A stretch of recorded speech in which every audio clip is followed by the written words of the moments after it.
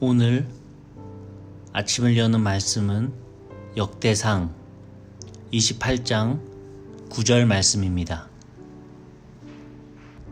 내 아들 솔로몬아, 너는 내 아버지의 하나님을 알고 온전한 마음과 기쁜 뜻으로 섬길지어다. 여호와께서는 모든 마음을 감찰하사 모든 의도를 아시나니 내가 만일 그를 찾으면 만날 것이요 만일 내가 그를 버리면 그가 너를 영원히 버리시리라. 아멘. 파란만장한 인생을 살았던 다윗도 이제는 그 생애를 마감할 때가 되었습니다. 다윗은 죽음을 앞두고 방백들과 왕자들과 또 모든 신료들을 소집하고 유언을 하면서 죽음을 준비합니다. 유언에서 다윗은 자신의 시대에 성전을 짓고 싶었다고 말합니다. 그러나 하나님은 다윗이 피를 많이 흘린 군인이기에 그의 피로 얼룩진 손으로 지은 성전을 원치 않으셨다고 합니다. 하나님께서는 다윗 대신에 솔로몬을 통해서 성전을 지을 것을 명하셨으므로 솔로몬으로 하여금 왕위를 계승하게 하고 성전을 짓도록 하겠다고 합니다. 그러면서 다윗은 솔로몬을 향해 특별한 부탁의 유언을 남기고 있습니다. 무엇보다 첫 번째로는요, 하나님을 알아야 된다라고 다윗이 말하고 있습니다.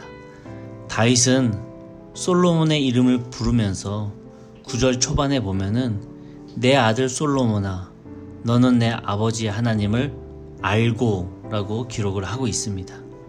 하나님을 알아야 된다라고 제일 먼저 이야기하는 것이죠.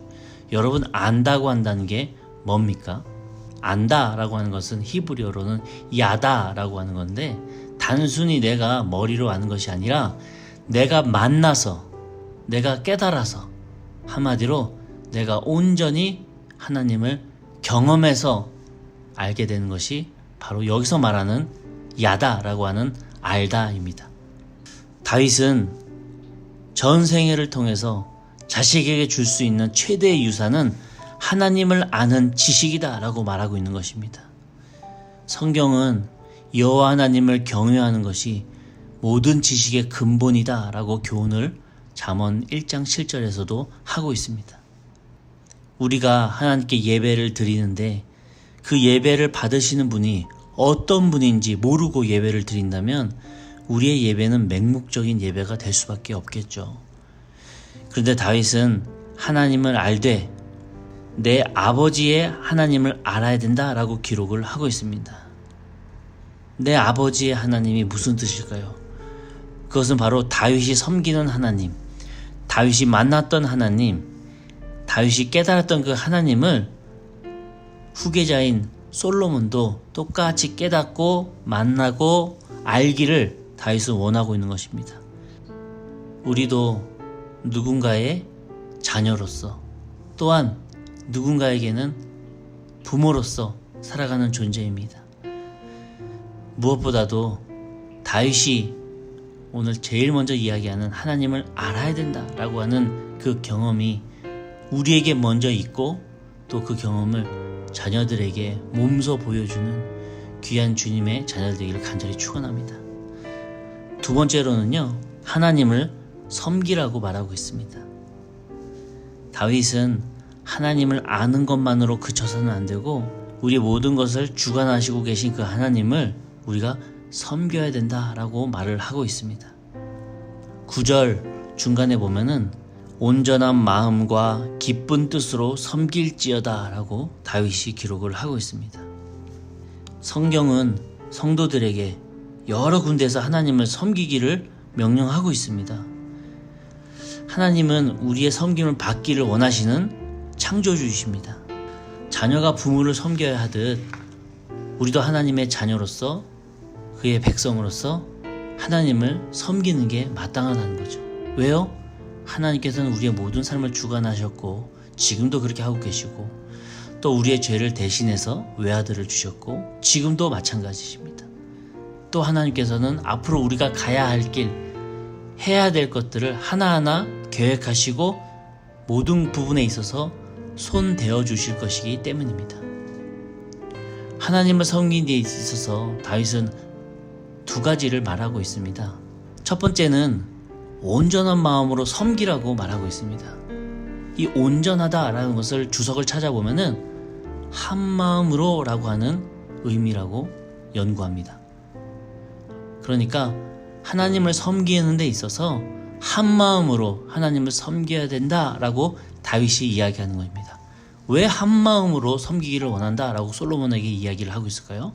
왜냐하면 그때 당시는 우상이 너무나도 많았고 그 우상에 빠져서 또는 휩싸여서 하나님만 섬기는 것이 아니라 하나님 이외에 다른 우상들도 다른 신들도 섬기는 것에 빠지기 너무 쉬운 세대였기 때문입니다. 하나님께서 가장 싫어하는 것이 두 마음을 품는 것입니다. 하나님 앞에서는 하나님을 찬양하고 뒤돌아서서는 우상에게 절하는 또 우상을 찬양하는 이런 일을 하나님께서는 제일 싫어한다고 하신 거죠. 한마디로 온전하지 못한 마음입니다. 하나님은 우리가 하나님을 온전한 마음으로 한 마음으로 섬기기를 원하십니다. 두 번째는요, 기쁜 뜻으로 섬겨야 된다라고 말을 하고 있습니다. 여러분, 기쁨으로 섬기면 그 섬기는 것이 힘들지가 않습니다. 여러분, 사랑하는 사람을 만나보면요, 그 사람에게 무엇인가를 해주고 그 사람에게 부족한 부분을 채워주고 하는 부분에 있어서 억지로 하는 부분이 있습니까? 아니에요. 자발적으로 합니다. 기쁜 마음으로 합니다. 말하지 않아도 눈빛만 보고 그 사람의 행동만 보고 그 사람이 무엇을 필요로 하는지 기꺼이 섬겨요. 왜 그러죠? 사랑하기 때문에. 이성적으로 설명할 수 없는, 감정적으로밖에 설명할 수 없는 그 사랑하는 감정이 있기 때문에 기쁨으로 섬기는 거예요. 그러나 기쁨으로 섬기지 않으면 그 일은 고역이 되고 맙니다. 노동이 되고 맙니다. 재미없는 일이 되고 말아요. 하기 싫은 일이 됩니다. 섬기는 자는 기쁨으로 섬기면 그것을 받는 자도 즐겁고 기쁨이 되지만 억지로 섬기거나 마지못해 섬기면 그 섬김을 받는 입장도 결코 마음이 편하지 못합니다. 하나님을 섬김에 있어서도 내가 가장 사랑하는 사람을 섬긴다고 하는 그 자세로 하나님을 섬겨보시기 바랍니다. 그러면 기쁨으로 하나님을 섬기게 되는 것입니다. 여선교회에서 매주 목요일 점심마다 노숙자를 섬기기 위해서 봉사를 하십니다. 단순히 목요일에만 봉사하시는 게 아니라 그것을 준비하기 위해서는 이미 그 며칠 전부터 여러 가지 것들을 구상하고 준비하세요. 그리고 목요일 새벽같이 나오셔서 준비를 하고 계십니다. 그 모습을 볼 때 자발적으로 하나님 바라보면서 마치 사랑하는 사람을 섬기듯 사랑하는 하나님을 섬기듯 나와서 일하시는 여선교 회원들을 볼 때 마음이 얼마나 감동이 되고 또한 그 모습을 볼 때 하나님께서 얼마나 기뻐하실지 또 옆에서 함께 중보 기도를 하게 됩니다. 아무리 좋은 일이라도 기쁨으로 하지 못하면 내 자신부터가 먼저 은혜가 되지 못하지만 기쁨으로 감당하면 그것이 은혜가 되고 섬기는 일이 쉬워지고 기뻐집니다. 그러므로 우리 성도님들도 하나님을 섬김에 있어서 즐거움으로 기쁨으로 자발적으로 섬길 때 하나님도 기쁨으로 즐거움으로 자발적으로 우리 삶 속에 주님이 주시는 귀한 선물과 또 주님이 주시는 귀한 인도하심이 있을 줄로 믿습니다. 그런 축복을 누리시는 주의 자녀들 되기를 항상 기도하겠습니다. 마지막으로 다윗은 솔로몬에게 하나님을 찾으라고 당부하고 있습니다. 9절 중반 이후부터 보면은 여호와께서는 모든 마음을 감찰하사 모든 의도를 아시나니 내가 만일 그를 찾으면 만날 것이요 만일 내가 그를 버리면 그가 너를 영원히 버리시리라. 이렇게 권면하고 있습니다. 사람은 누구나 인생에서 사나운 풍랑이 있는 파도를 만날 때가 있습니다. 뭐 잘 나가는 사람이든 좀 못 나가는 사람이든 다 풍랑이 있는 파도를 만나게 되고요. 뭐 배경이 좋은 사람이든 좋지 않은 사람이든 누구든 다 인생의 파도를 만나게 됩니다. 특별히 이러한 때에 자녀를 바라보는 부모는 마음이 정말 너무 어렵죠. 그래서 그 자녀에게 가서 그 풍랑을 해결해주고 없애주고 싶은 마음이 굴뚝 같습니다. 그런데 이런 어려움을 만날 때 그 문제의 해결사가 되는 것보다 오히려 거기에서 해치고 나올 수 있는 방법을 부모로서 자녀에게 가르쳐 주는 것이 더 현명한 부모일 것입니다.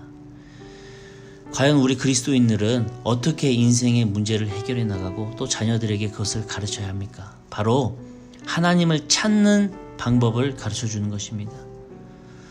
부모는 자녀에게 당장의 문제를 해결해 주려고 하기보다는 하나님을 찾으라고 가르칠 수 있어야 됩니다. 어렸을 때부터 누구를 찾아야 되는가? 하나님을 찾아야 된다. 그럼 어떻게 찾아야 되는가? 매달리고 기도하고 말씀 읽는 그 모습을 계속해서 보여주고 또한 당부함으로써 우리가 자녀들에게 그것을 가르칠 수 있어야 됩니다. 그래서 인생의 풍파를 만나게 될 때에 내가 해결할 수 없고 이겨낼 수 없는 문제에 부닥치게 됐을 때 우리는 하나님을 찾고 그의 이름을 불러야 됩니다. 요즘 쉐마 공부를 하고 있는데 이스라엘과 유다는 이 국군이 풍전등화와도 같은 위태로운 처지에 놓였을 때 하나님을 찾기보다는 이웃나라, 저 먼 나라를 먼저 찾습니다. 그 결과는 자기 나라도 망했을 뿐만 아니라 이웃나라까지 곤란한 처지에 놓이게 됩니다. 그때마다 선지자들은 하나님을 찾아야 된다고 외칩니다. 그러나 많은 왕들과 백성들은 선지자의 목소리에 귀 기울이지 않았어요. 그 결과 결국 나라가 망하게 됩니다. 다윗은 어려울 때마다 여호와의 이름을 부르며 하나님을 찾았습니다.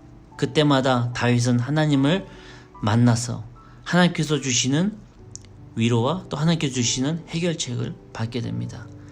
또한 다윗은 어려울 때뿐만 아니라 즐거울 때도 하나님을 찾았었습니다. 시편에 있는 많은 다윗의 시가 어려울 때만 찾았던 그 시가 아니라 또한 즐거울 때도 하나님을 찬송했던 시이기도 합니다. 그러기에 다윗은 솔로몬에게 하나님을 찾으라고 말하고 있는 것입니다. 우리도 다윗의 후손으로서 또 하나님의 자녀로서 하나님을 찾고 구하는 주의 성도님들 되시기를 간절히 바랍니다. 하나님을 만날 때 하나님의 도우심을 받을 수 있습니다. 하나님을 찾을 때 하나님의 사랑을 받을 수 있습니다. 하나님을 구할 때 하나님으로부터 음성을 듣고 응답을 받을 수 있습니다. 그러니 사랑하는 우리 성도 여러분, 다윗이 죽음을 앞두고 아들 솔로몬에게 마지막으로 유언을 하듯 우리 역시도 하나님을 알고 섬기고 찾는 주의 자녀들 되셔서 하나님께서 주시는 섬김의 복과 행복의 문과 또 하나님께 주시는 지혜를 얻어서 오늘 하루도 살아가시는 귀한 우리 영등포 중학교 성도님 되시기를 주님의 이름으로 간절히 축원합니다. 아멘.